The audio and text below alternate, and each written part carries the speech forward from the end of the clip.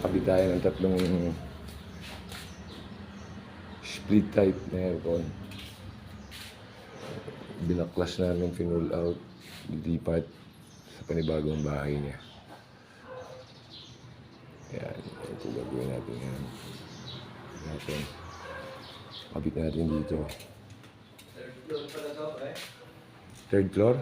Oo. Kabit natin po siya. Baka sa labas tayo magkabit na ito, men. Baka sa labas tayo magkabit. Malamang. Kaya natin parang yung pinakaginawa. Third floor.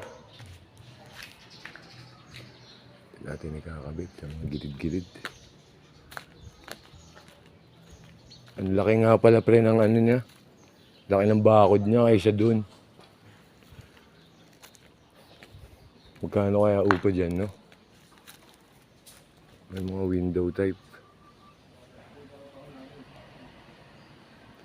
Yan, dyan tayo magkakabit.